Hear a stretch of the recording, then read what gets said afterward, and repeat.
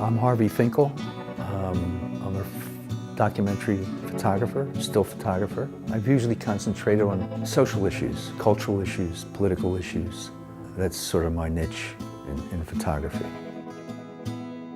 I've been photographing, I think, a whole range of issues. I like organizations that advocate.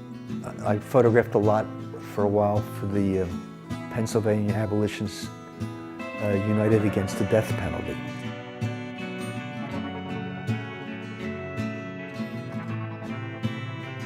I photographed the Poor People's Economic Human Rights Campaign.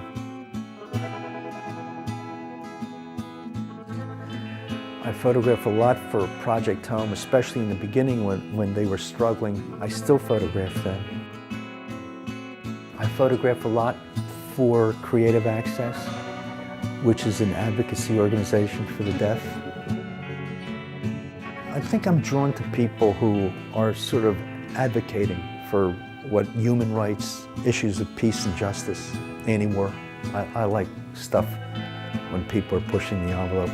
And I like some of the quiet stuff with them too, but I like it as part of that whole thing when there's a purpose other than the fine art purpose of it. And I appreciate the fine art purpose of it.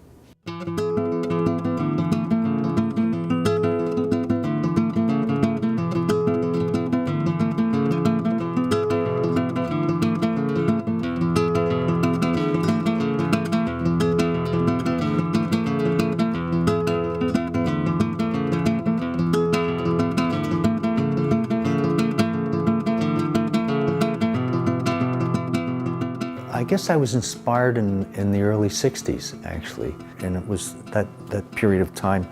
It was the abstract expressionists and the action painters, Jackson Pollock, de Kooning. I went and I looked, I liked them, but I really didn't get it until once I saw a photographer at the MoMA, the Museum of Modern Art, named Harry Callahan.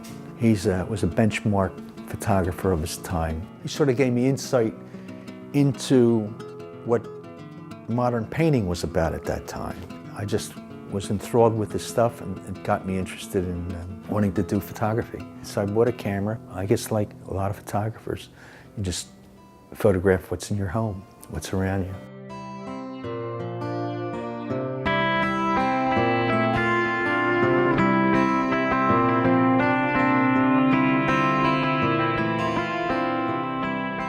I had no ambitions to be a photographer professionally. I was a social worker at the time. Even though I photographed everything at that time, everything, walls, grass, you know, I think that's what everybody does when they begin with a camera. And then I sort of just morphed into photographing groups that were involved in social change. I sort of thought I'd try a year and see if I could make a living. But I decided that I did not want to go back to social work, that I wanted to stay with the camera. I don't know if it was to make a living or just because it was sort of really like a joyful thing.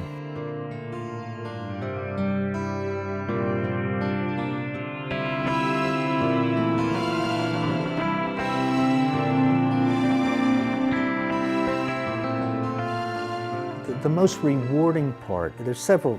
One is like I like the engagement that I have with lots of different people. And it's like out on the streets, when I used to shoot in the streets and I'd bump into all like the press photographers. It's fun, it's like you're part of a club. And the other part is, you never know until you got it, until you look at it, you know. But you sort of feel something happening when you're shooting that, you know. I could shoot a roll or two of film of that same thing until it just, you know something's happening and it just feels right.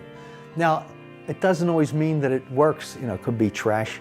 But, you know, it's sort of like it's like a nice rush again. And then there's other times, but, you know, you live for the rushes.